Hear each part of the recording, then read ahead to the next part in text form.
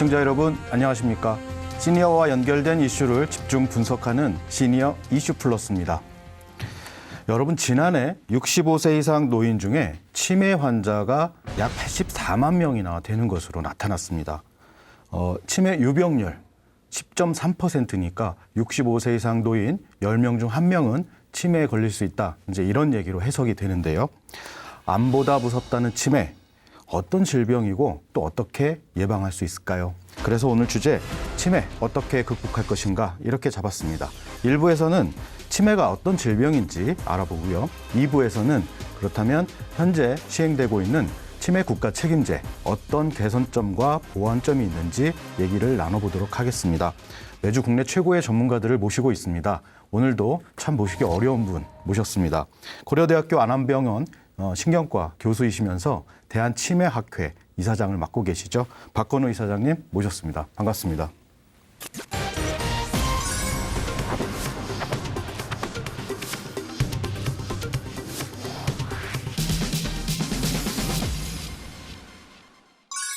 자, 그리고 우리 치매 환자 가족들의 이야기를 대변해 주실 건데요. 사회복지 현장에서 일하고 계십니다. 정연희 사회복지사 나오셨습니다. 고맙습니다.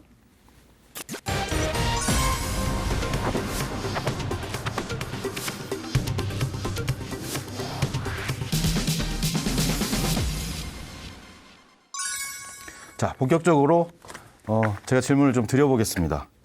이사장님, 치매 우리 어떻게 이해를 해야 되는 질병인가요? 치매에 다들 치매에 대해서 생각들이 달라요. 네. 많은 분들한테 여쭤봤어요. 치매가 어떤 병이냐고 생각하냐고 그랬더니 그럼 미친 거 아니야? 이렇게 얘기하시는 네. 분도 있고 그건 뭐 나이 들면 다 그런 거 아니야? 라고 얘기하시는 분들이 있습니다. 근데 제일 제가 표현하기 알기 쉽게 얘기를 드린다면 안타깝게도 어른이 바보 되는 병? 네.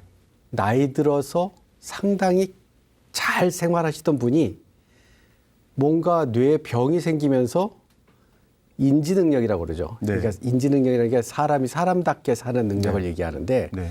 거기에는 이제 우리가 언어 능력, 기억력, 판단력, 계획하고 실행하는 능력 이런 것들입니다. 이러한 능력이 떨어지면서 그분의 지혜로움이 없어진 거예요. 네. 그래갖고 누가 봐도 저분이 왜 이렇게 예전에는 참 똑똑한 사람이었는데 이렇게 바보가 됐지라는 이야기를 하는 그런 상태가 돼서 일상적인 생활을 못하게 될 때 네. 그때 이제 우리는 치매라고 얘기하는 것이 맞을 것 같습니다. 그래서 일단은 의학적으로는 뇌에 생기는 병이고 인지 능력이 떨어지고 그 인지 능력이 떨어져서 일상생활을 못하게 되는 상태, 네. 그러니까 증상이죠. 어떤 질병명이 아닙니다. 뇌에 병이 생기면 이러한 것들이 많이들 나타납니다. 네. 그리고 이사장님, 흔히들 치매는 낫지 않는 병이다 이런 얘기들을 많이 하는데요. 이게 정확히 얘기가 되는 겁니까? 아까도 말씀드렸다시피 치매는 뇌에 생기는 병에 의해서 생기는 증상입니다. 그러니까 뇌에 어떤 병이 생겼느냐에 따라서 나을 수도 있고 낫지 못할 수도 있습니다. 그렇군요. 그러니까 뇌에 암이 생겨도 치매 증상이 나타나고요. 뇌에 뇌졸중이라고 그래서 뇌의 혈관이 막히거나 터져도 치매 증상이 나타나고 네. 어떤 분은 교통사고 이후에도 치매 증상이 나타나고 여러 가지 것이 있는데 일부는 저희들이 또 잘 치료하면 증상이 나타났다가 없어지죠. 네. 그러면 이제 문제될 게 없는데 네. 뇌에 생기는 병 중에 이제 신경퇴행성 질환. 그러니까 뭐냐면 신경이 병적으로 빨리 늙어버리는 병이에요. 네. 그래서 빨리 사망합니다. 그렇게 신경이 빨리 사망하는 그러한 질환에 걸렸을 때 아직은 저희들이 조금 대책이 좀 별로 없어요. 네. 사망 자체를 막을 방법이 없으니까. 네. 그래서 그런 경우에는 저희들이 좀 속수무책이다라는 그러한 느낌을 좀 받는데 그렇진 않습니다. 그래서 이 부분 속수무책인 것 같은 그 절망감에 빠졌을 때 대부분 사람들은 보고 치매는 낫지 않는 것이구나 이렇게 네. 생각할 수 있다는 거죠. 아까도 얘기했듯이 일부는 분명히 빨리 그 원인을 잡아내면 치매 증상이 지속되지 않고 멈출 수 있습니다. 어떤 분은 치매 증상이 나타나더라도 더 악화되지 않게 할 수 있습니다. 그리고 그 병의 자체가 아주 좀 저희들이 어쩔 수 없는 그러한 상황. 그런 것들이 아까 얘기했던 신경퇴행성 질환 같은 경우는 나빠지는 속도를 최대한 늦추려는 노력을 할 수 있습니다. 그러니까 치료가 안 되는 것이 아니라 치료는 하되 그 효과가 네. 좋은 것도 있고 나쁜 것도 있고 우리 입장에선 나쁜 것만 보이니까 치매는 치료 안 되나 보다 이렇게 네. 생각하실 수 있죠. 어쨌든 치매 증상이 있다 그랬을 때 또 치매를 바라볼 때 치매는 낫지 않는 병이다라는 편견보다는 어떤 이상 증상이 있을 때 반드시 전문의에게 찾아가서 한번 정확하게 진단을 해보는 게 가장 중요하겠군요. 그렇죠. 저도 뭐 대학 교수님인데 3개월 만에 부인이 치매에 빠졌다고 모시고 왔어요. 그래서 사진을 찍어보니까 뇌에 피가 이렇게 쫙 고여 있는 거예요. 아, 네. 그래서 그 피만 쏙 뺐더니 정상으로 돌아왔어요. 네, 네. 그러니까 우리가 그냥 예단을 할 필요는 없어요. 네. 많은 사람들이 이 사람이 왜 이렇게 주변에서 치매 아니야, 치매 아니야 이렇게 해갖고 치매인가 보다 이제 못 낫는다. 그냥 요양원 가야 되겠다. 뭐 이런 식의 생각은 하지 말고 뭔가 이러한 이상이 있었을 때 우리가 최선을 다해서 뭐 할 것이 있을까 없을까를 네. 전문의하고 좀 상담을 하시면 분명히 길은 찾을 수 있습니다. 네, 그렇군요. 자, 정연희 선생님.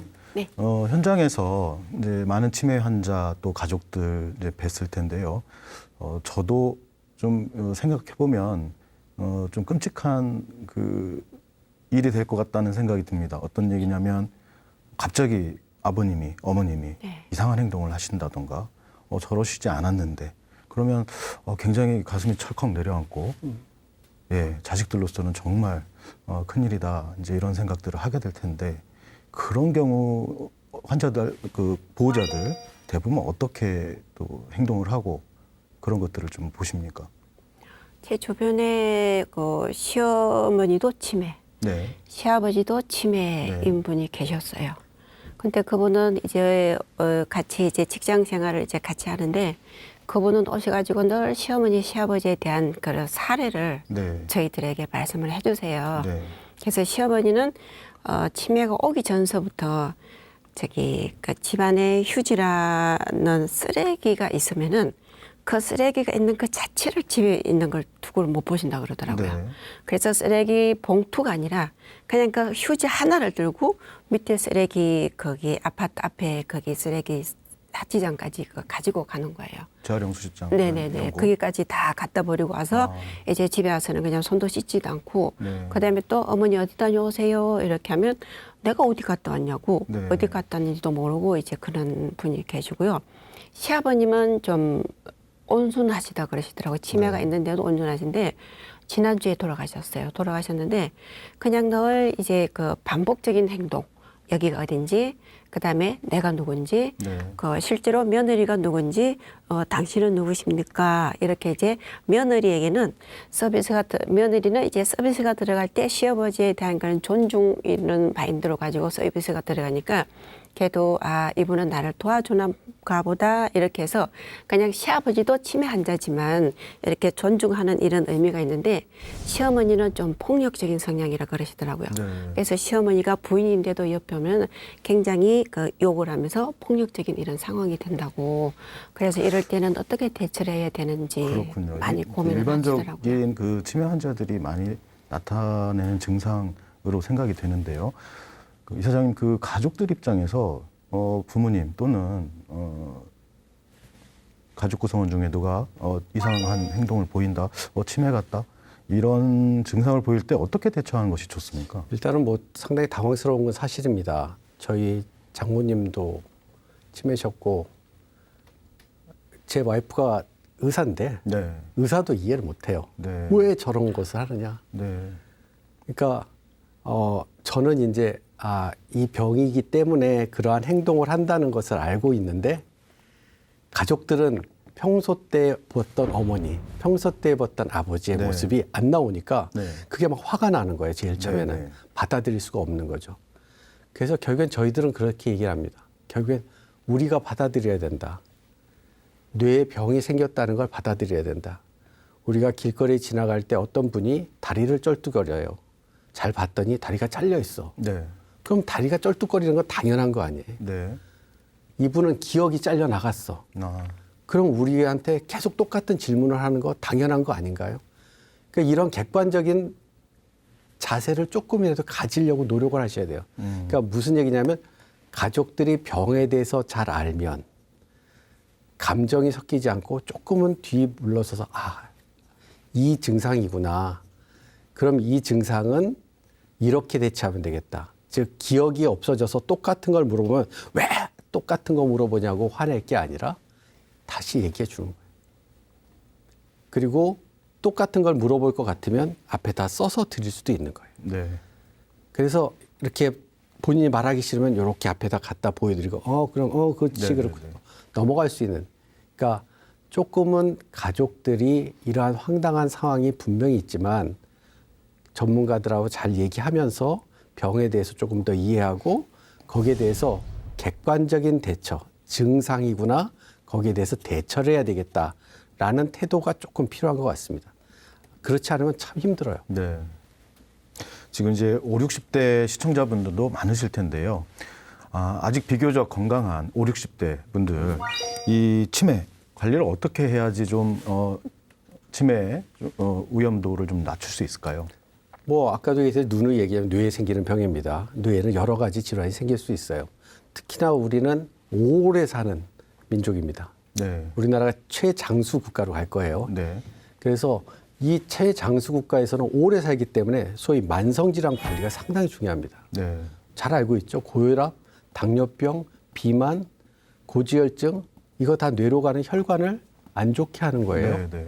그럼 뇌로 가는 혈관이 안 좋으니까 영양분이 제대로 안 가고 네. 에너지가 제대로 안 가서 네. 뇌의 기능이 떨어지게 되겠죠. 그러니까 이런 것들을 최대한 막으려고 사실은 40대부터 노력을 해야 돼요. 네. 그걸 철저히 지키면 뇌가 그만큼 덜 망가지죠.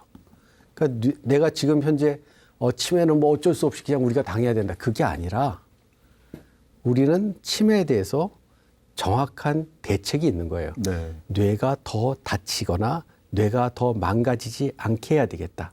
나쁜 습관들 있죠. 네. 담배, 과음 이런 것들.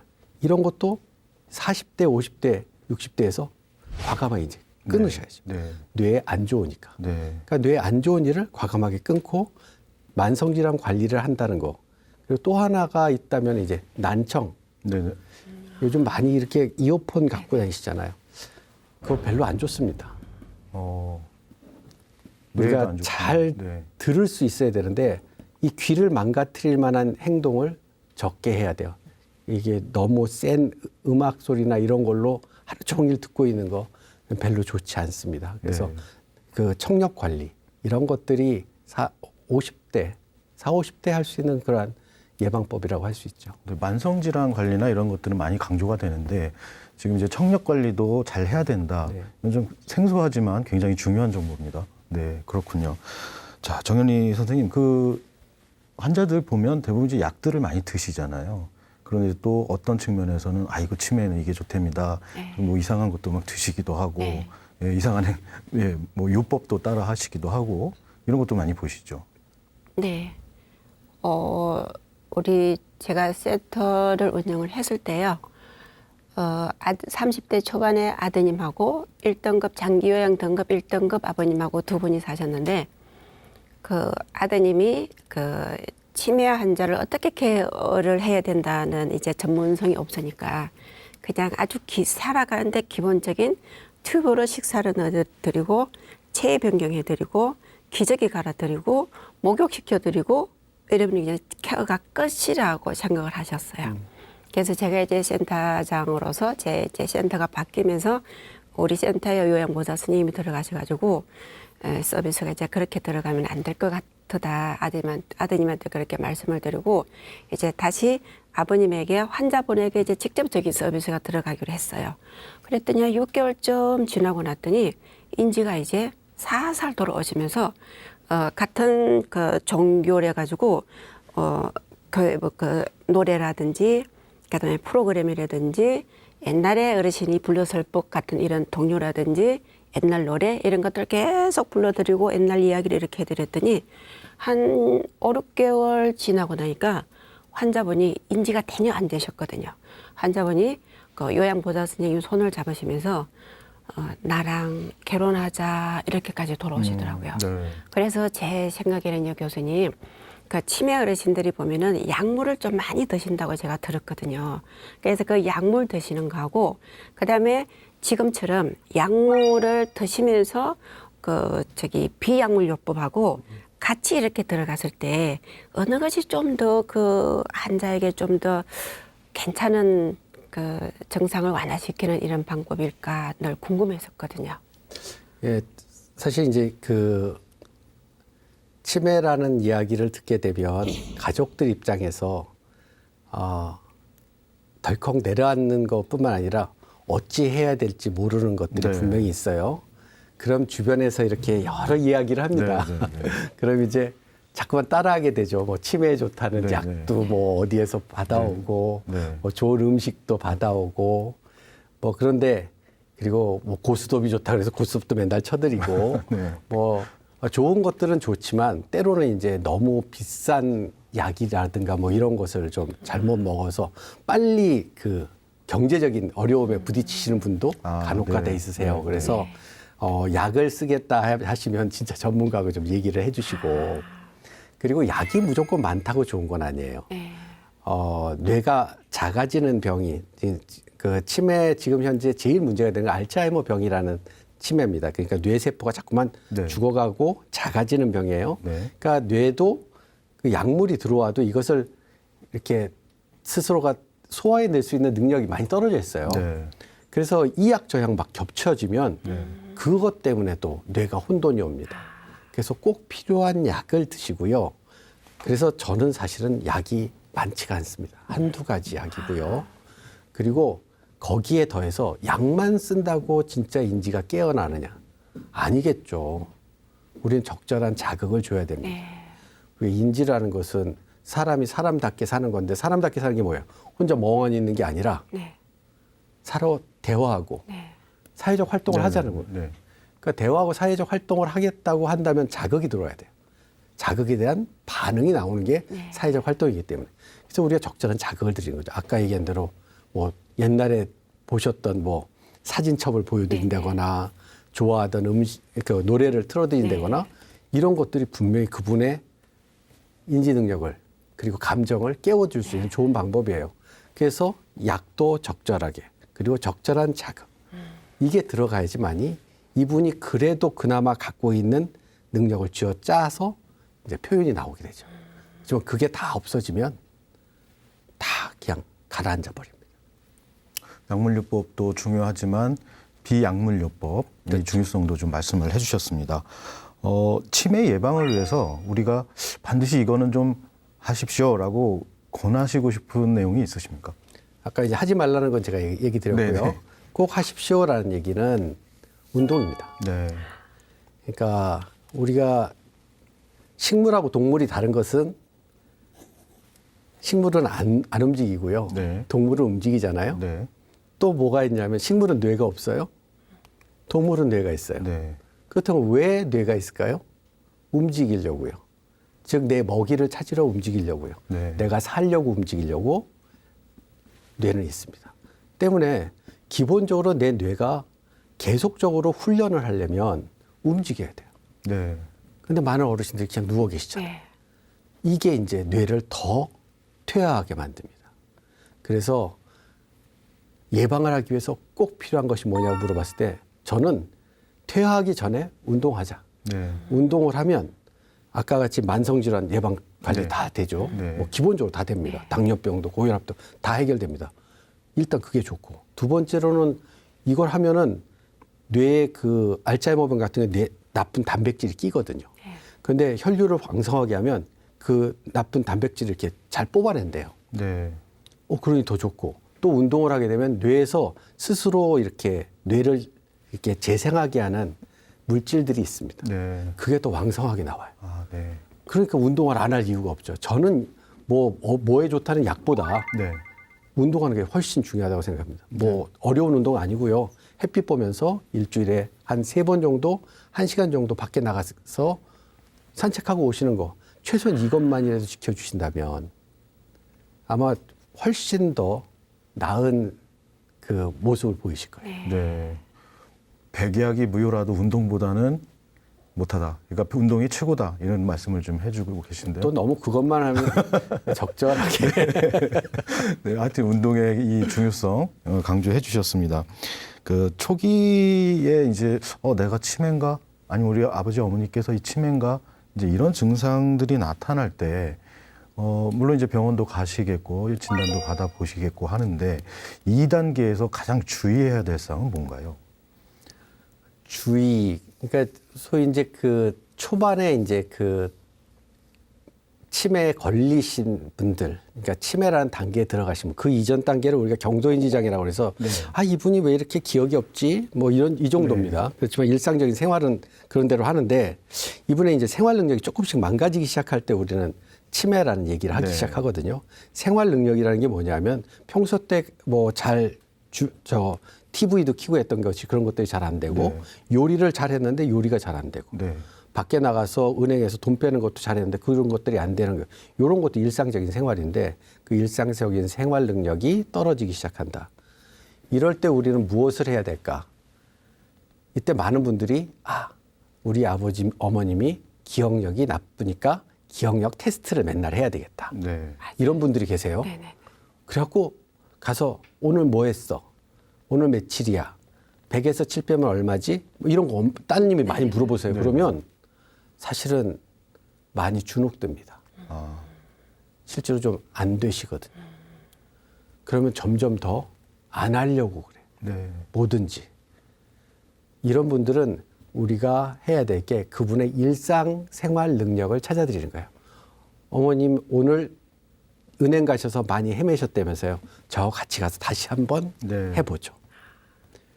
그럼 안심이 되잖아. 내가 그 100빼기 7이 얼마냐 그 틀렸다는 스트레스보다는 그런 단순한 그것은 그냥 병원 가서 하시고요. 네.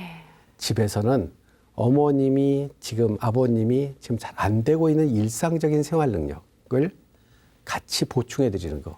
요리 다시 한번 해보고.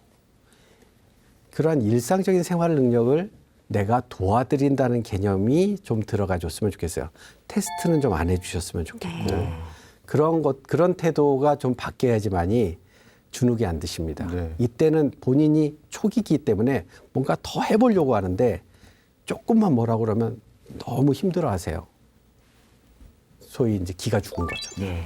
자꾸만 잊어먹으니까. 네. 그러니까 기를 좀 살려주시고 스스로가 할 수 있는 걸 최대한으로 하실 수 있게 좀 도와드리는 게 네. 중요합니다. 네, 심리적으로 좀 주눅들지 않도록 잘 세심하게 보살펴 드리는 것이 중요하다. 그건 초기 때. 네, 초기 때. 근데 네. 중기 말기로 가면 이제 그것보다는 조금 더 우리가 이렇게 만들어 드려야 돼요. 네. 디자인을 해줘야 돼요. 일정도 좀 만들어서 언제부터 언제까지 이렇게 하시고 이렇게 하고 같이 가자고 하고 더 많이 좀 개입이 좀 될 필요가 있습니다. 네, 네. 그리고 중기 말기 갈 때도 혼자서 하세요라고 이렇게 지켜보고 있으면 그것 또한 스트레스입니다. 아, 그렇군요. 그러니까 이 질환의 단계에 따라서 그렇죠. 케어 정도가 네. 좀 바뀌어야 된다 이 말씀이시고요. 그 정현희 선생님, 그 환자분들이 돌봄을 필요로 할 때, 물론 이제 댁에서는 가족들이 이제 할 수 있어서 좋겠지만 시설이나 이런 곳으로 들어가면 가족들과 떨어져서 있기 때문에 또 스트레스들을 많이 받지 않으십니까? 어떻습니까? 많이 받으시죠. 네. 제가 요양원에 좀 근무를 했었는데요. 제가 이제 우스갯소리로 지금 제게 교육을 받는 분들에게 치매 어르신들에 대해서 이야기를 할 때 어떻게 이야기를 하냐면 요양원의 시설에 오래 근무하시는 분들은 목이 사슴처럼 길어진다 이렇게 표현을 합니다. 왜 그렇습니까? 그는 무슨 뜻이냐면요. 그만큼 가족들을 많이 기다려서 아. 덜 방향이 현관 쪽으로 이렇게 하고 계시거든요. 네. 그래서 제가 느낀 바로는 입소한 기간이 길어지면 길어질수록 가족들이 잘 면회오는 기간이 좀 텀이 좀 길어진다는 걸 그런 걸 좀 느끼면서 좀 안타깝다 이런 생각이 좀 들 때가 좀 많았어요. 근데 네. 요즘은 이제 워낙 뭐 코로나 시대니까 네. 아예 이제 오지를 못하시니까 어르신들은 더 네. 심하실 것 같습니다. 더 힘드시겠군요. 가족분들이 제일 힘들어하시는 건 어떤 부분입니까? 초기에. 초기에는 그 어떤 아드님이 며느님이 여보 어머니가 좀 이상하시다고 혹시나 모르니까 치매 검사를 한번 해보자고 이제 남편에게 그렇게 이야기하니까 남편은 절대 우리 엄마는 절대 그런 일이 아니라고 우리 엄마가 얼마나 똑똑했는데 엄마는 지금 늙어가는 과정이기 때문에 치매가 아니라고 이렇게 하면서 이제 그 시기를 놓치는 분들이 많았거든요. 아, 그렇군요. 네, 그래서 그 시기를 이제 놓쳐서 치매로 이제 진단이 받기까지가 한 교수님께 교육 받을 때 한 2, 3년 걸린다고 이렇게 들었거든요. 그래서 이제 그렇게 하면은 이제 그렇게 되면서 초기 때부터 부부간에 갈등이 생기고 부부간에 갈등이 생기면은 가정이 또 그 분위기가 이렇게 되니까 그 가정 자체가 좀 이렇게 편안하지 않은 이런 가정들을 좀 많이 봤어요. 그렇군요. 네. 시장님, 시기를 놓친다. 그런 사례가 많습니까? 요즘은 뭐 드라마에서 하도 치매 얘기를 해갖고요. 요즘은 너무 빨리 오셔갖고 아무 문제도 없는데 나 치매 아니냐고 자꾸만 물어보시는 분들 계세요. 네. 지금 이제 그 뭐 뒷시간에도 얘기하겠지만 국가 책임제가 나온 게 이제 그런 것들이 있었습니다. 과거에는 다들 노망이니까 나이 들면 다 그런 거니까 그렇게 그냥 넘어갔어요. 물론 넘어갈 수도 있을 수 있는 부분들도 있지만 그러다 보니까 시기를 놓치는 분들이 많아서 네. 조기 검진 서비스가 좀 필요하다. 네. 그런데 조기 검진을 하려니까 병원비도 걱정이 되고 그러니까 나라에서 그러한 것을 조기에 빨리 오셔서 이분이 진짜 병원에 가셔야 되는 분인지 아니면 좀 기다리셔야 되는 분인지를 좀 판정을 해드리겠다. 이게 이제 그 각 이번 치매 국가 책임제에서 만든 치매 안심센터가 해야 될 중요한 임무 중에 하나거든요. 네. 그렇게 이제 여러 가지 사회적인 인프라도 갖춰지고 사회적으로 치매에 대한 경각심이 좀 늘어났고 이러한 것들로 인해서 시기를 놓치시는 분들이 이제 점점 줄어들고는 있습니다. 그렇지만 똑같죠. 그 사이에 그것이 1년이 되든 6개월이 되든 3개월이 되든 가족 간의 갈등은 분명히 있습니다. 네. 네. 가족 간의 갈등. 이 치매 환자가 있을 때 이 부분이 가장 또 힘든 일 중에 하나가 아닐까 싶어요. 그 가족 간의 그 갈등을 어떻게 다들 해소합니까? 가족들 간에 가족들 간에 치매 어르신 제가 여러 케이스를 봤는데요. 가족들 간에 일단은 가족들끼리 의논이 잘 되면서 케어를 하는 집중적으로 케어를 하는 그 가족을 좀 이해를 좀 많이 해주는 이런 가족은 그래도 좀 대상자도 편안하고 가족들도 편안한데 그렇지 않고 뭐 한 달에 한 번이나 뭐 몇 개월에 한 번씩 오면서 용돈을 드리고 가거나 맛있는 걸 많이 사다 드리고 가거나 이런 그 가족들은요. 주 케어자가 굉장히 싫어하는 걸 제가 봤어요. 왜 그러냐면 치매 대상자가 그동안에 주 케어자는 이제 이 대상자가 이만큼 드시면 될 것이라는 것을 케어를 해봐가지고 경험상 하는데 어쩌다 한 번씩 오시는 분들은 그냥 용돈 드리고 가면서 맛있는 걸 드리니까 치매 어르신이 그냥 그거를 주 케어자 없을 때 그냥 그거 막 드셔가지고 설사병이 나면서 문제가 생겨가지고 더 분란이 일어나는 집도 제가 많이 봤거든요.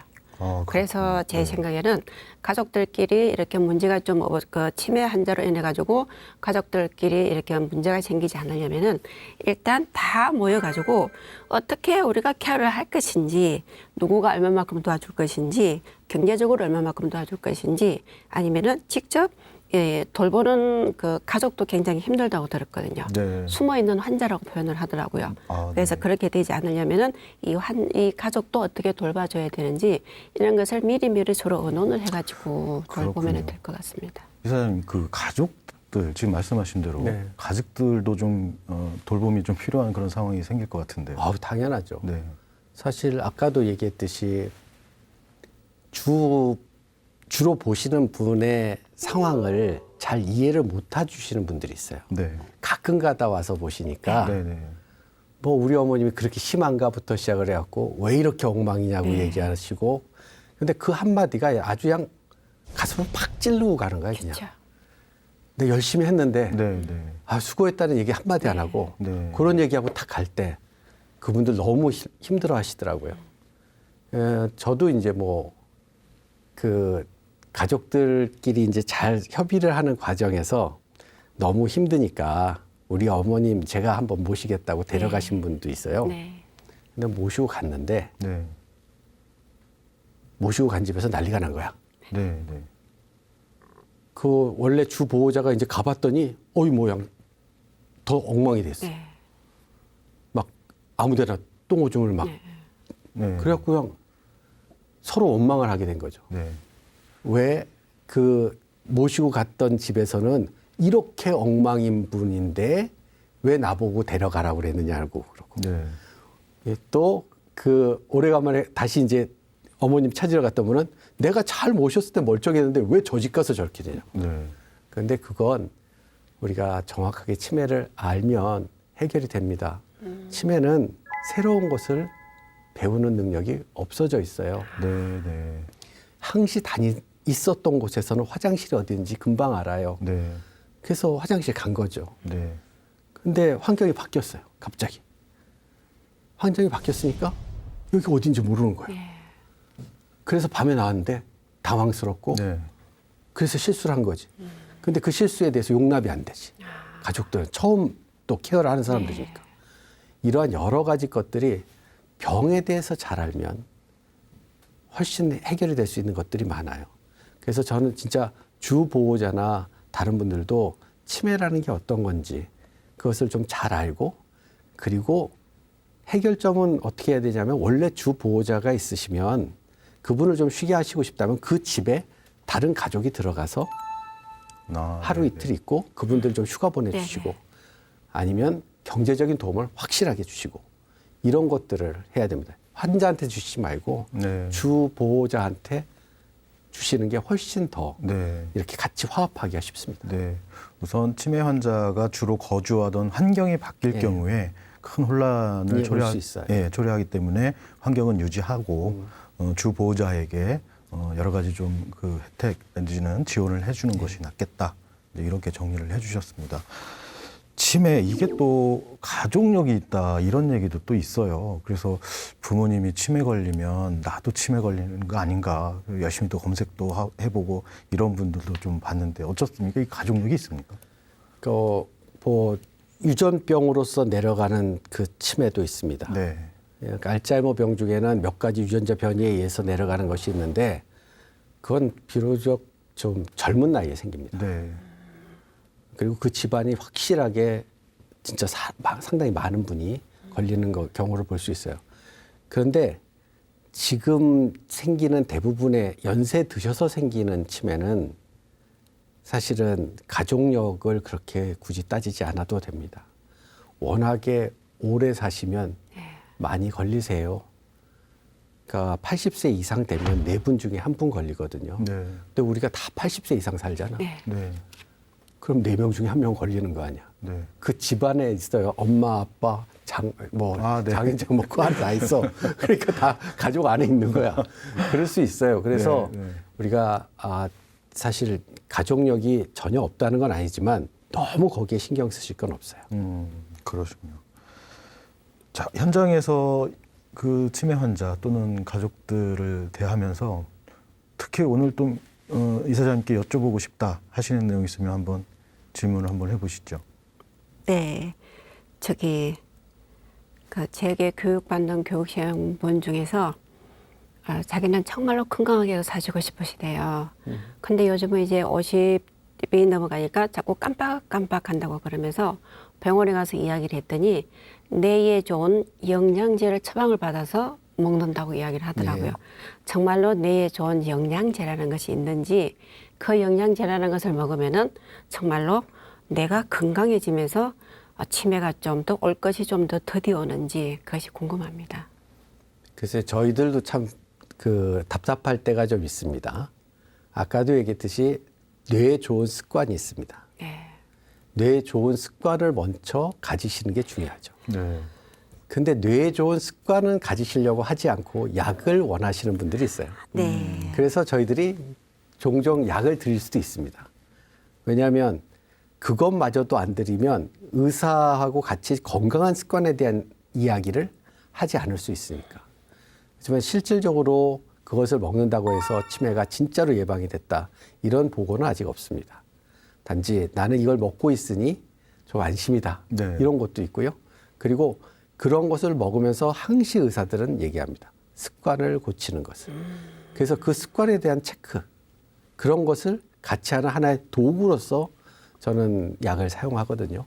네. 그래서 우리가 먼저 해야 될 것은 약보다는 건강에 좋은 습관을 들이는 것이 더 중요하다고 해요. 네. 약보다 건강에 좋은 습관, 이게 더 중요하다. 이것만 명심하셔도 오늘 이사장님께서 여러 가지 말씀, 좋은 말씀 많이 해주셨는데 다른 건 다 있더라도 건강에 좋은 습관, 이것부터 챙기자. 명심해 주셨으면 좋겠습니다. 이사장님, 그 선망이라는 게 있죠? 네. 선망과 치매 어떻게 다른 겁니까? 그러니까 선망은 이제 주로 어떨 때 많이 보냐면 갑자기 병원에 입원하면 네. 그리고 수술이 끝나고 나면 갑자기 사람이 뭐 완전히 180도 바뀐 거예요. 네. 그러니까 치매 어르신들은 잘 보면 이렇게 서서히 뭐든지 진행이 되면 기억력이 떨어지거나 인지 기능이 떨어지거나 하는 것들이 서서히 진행이 되는데 선망은 갑작스럽게 나타나요. 아, 네. 이게 확실히 다릅니다. 선망 어르신들은 그 증상이 나타날 때 보면 막 헛것도 봐요. 네. 그리고 사람도 못 알아봐요. 근데 치매 어르신들은 사람 끝 거의 말기 전까지는 사람 다 알아봅니다. 아, 네. 그러니까 하나는 만성적으로 가는 것이고 선망은 급성적으로 가는 거예요. 그럼 급성적으로 생긴 이러한 인지 증상은 왜 생기는가 하면 이분이 뇌의 문제도 있지만 우리 몸에 내과적인 질환들 아, 네. 아니면은 큰 수술 네. 해갖고 내 몸이 뭔가 아프다는 것이 뇌를 통해서 겉으로 드러나고 있는 거예요. 아, 네. 그래서 그럴 때는 의사들은 이분이 가지고 있는 혹시 우리가 놓친 내과적인 질환이 없는가를 더 지켜보지 뇌를 보질 않습니다. 도리어 그쪽에 더. 그럼 보면은 대부분 그 요로 감염이나 폐렴이나 이런 것들이 막 시작할 때 네네네. 그러한 선망이 나타나는 경우가 많아서 그러니까 선망이라는 존재를 아시는 것은 진짜 중요합니다. 네. 그리고 선망이라는 것이 있다고 한다면 반드시 병원에서 진단을 정확하게 받아야 될 필요가 있다. 요것은 꼭 아셔야 되고 요건 급히 나타났다가 원인 질환이 제거되면 싹 없어집니다. 네. 물론 그런 것들이 치매 어르신들한테 나타나면 조금 더 자주 나타나겠죠. 네, 네, 네. 하지만 건강한 사람도 선망은 나타날 수 있습니다. 네, 네. 그렇군요. 정현희 선생님, 네. 현장에서 이 치매 환자를 돌보시는 가족분들이 네. 많은 어려움을 또 호소하실 텐데 네.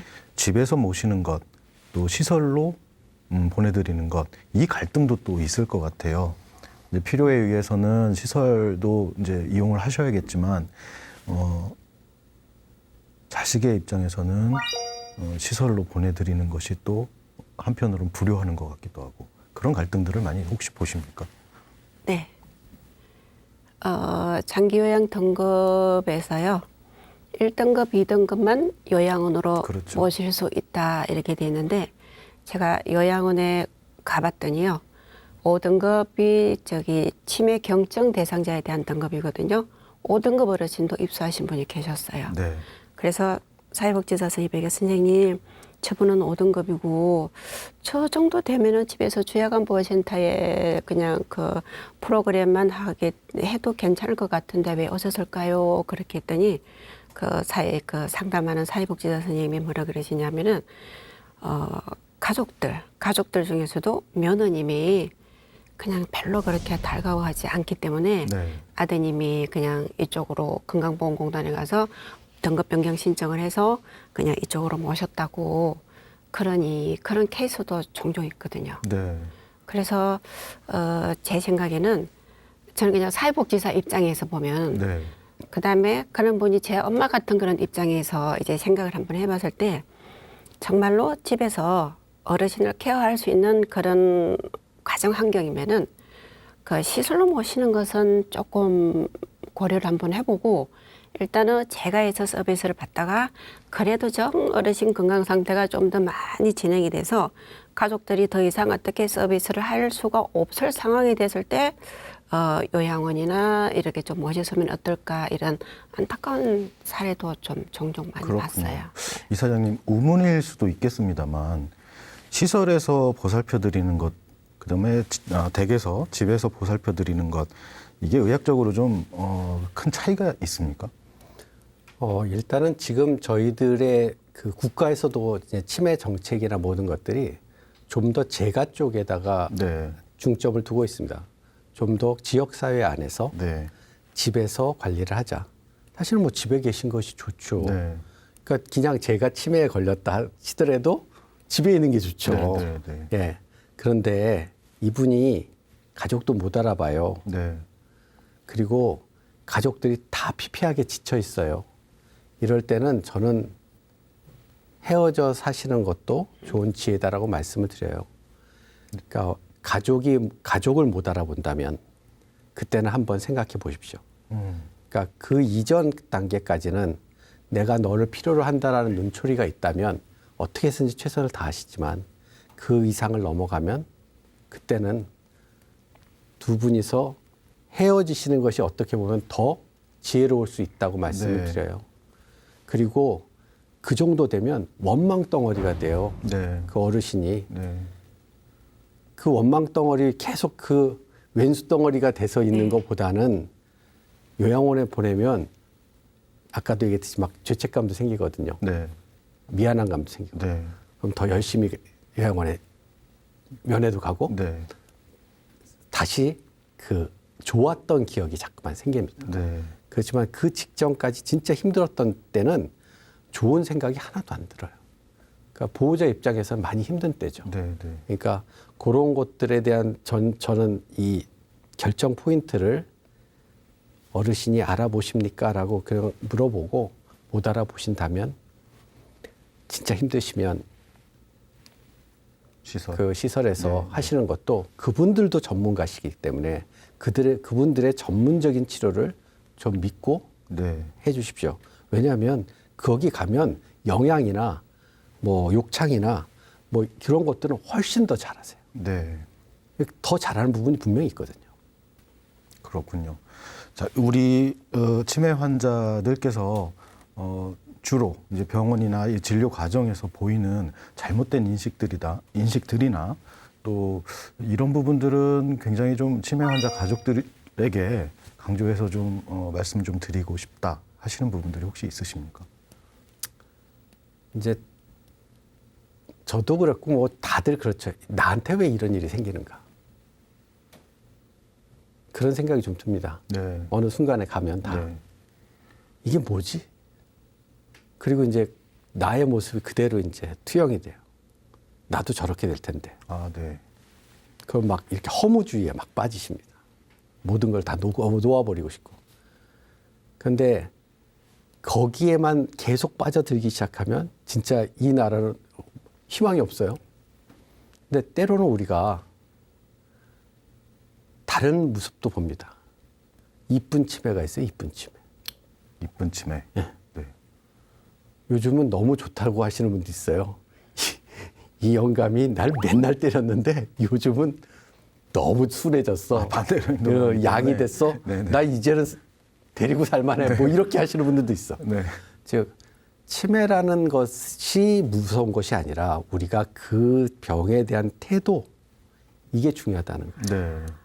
그러니까 그 태도를 어떻게 갖고 의미를 어떻게 갖느냐에 따라서 이것을 현명하게 극복해 나가시는 분도 있고 아주 뭐 세상에 없는 지옥이다라고 표현하시는 분도 있습니다. 네.